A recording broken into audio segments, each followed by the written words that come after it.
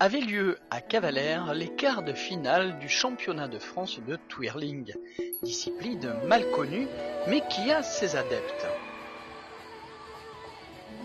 La présidente de la Ligue PACA nous explique d'où vient cette discipline sportive. Eh bien, le nom Turling vient d'un mot anglais qui veut dire bâton et bâton artistique. Alors, elle concerne la région sud-est de la France qui regroupe 5 ligues. Le Lyonnais, le Dauphiné-Savoie, l'Auvergne, le Languedoc-Roussillon et la PACA. En gros, 350 on doit avoir. Parce que demain, nous avons des équipes. Et les équipes, c'est beaucoup plus de monde, évidemment. Là, c'était des solos, des duos.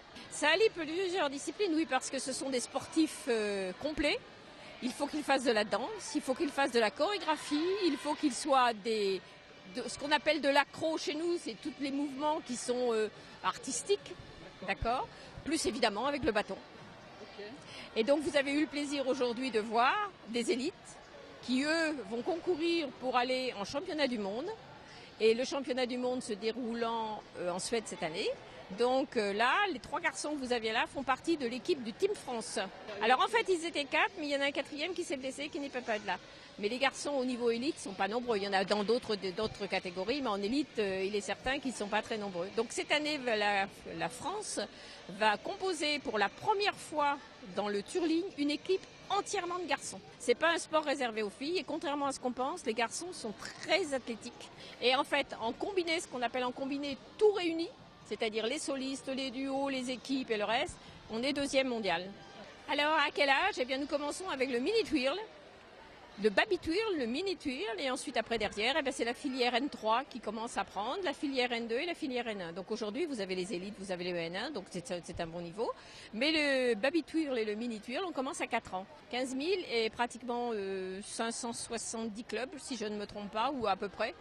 Et nous allons cette année, nous rentrons dans un regroupement exigé par le ministère de tout ce qui est bâton, pompon, majorette et tout ce qui s'ensuit. Donc on va tous être regroupés sous la même égide qui va s'appeler, au lieu de s'appeler Fédération Française de Turling Bâton, elle va s'appeler Fédération Française Sportive de Turling Bâton. Donc on ajoute un S au milieu. Chacun va suivre ses filières propres puisqu'on n'a pas les mêmes, on fait pas les mêmes choses. Et donc on va passer, on va passer facilement à 30-40 000 quoi. Là on sera plus important. Parce que vous avez une très très belle installation, que vous êtes une ville qui aime le sport. Vous avez une mairie qui apprécie particulièrement nos sportifs. Donc l'année dernière, nous avions fait un premier championnat qui était le championnat régional, qui s'était très très bien passé. Et nous étions agréablement surpris par la qualité de l'accueil qui nous a été réservé. Et il est évident qu'on a trouvé un accueil partout, que ce soit dans les campings, que ce soit dans les restaurants et ainsi de suite, parce qu'il faut savoir que si vous voulez, à cette période de l'année dernière, le camping avait ouvert exprès, puisque c'était fin mars, avait ouvert exprès ses portes pour nous recevoir. Et cette année, eh bien, les campings sont pleins. Les campings sont pleins, c'est pas le camping, c'est les campings qui sont pleins. Donc voilà, et ça fait très plaisir parce qu'on a toujours un accueil très très agréable.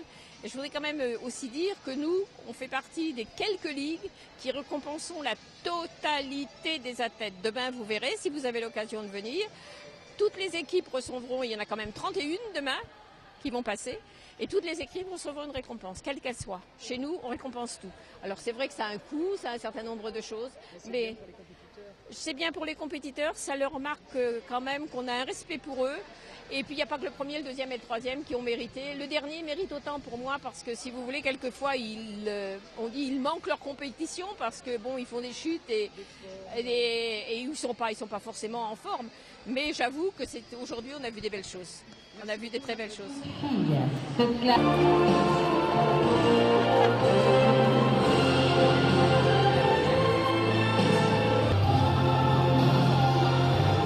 Ah, ce sera avec plaisir. Merci beaucoup et merci à la mairie de nous accueillir.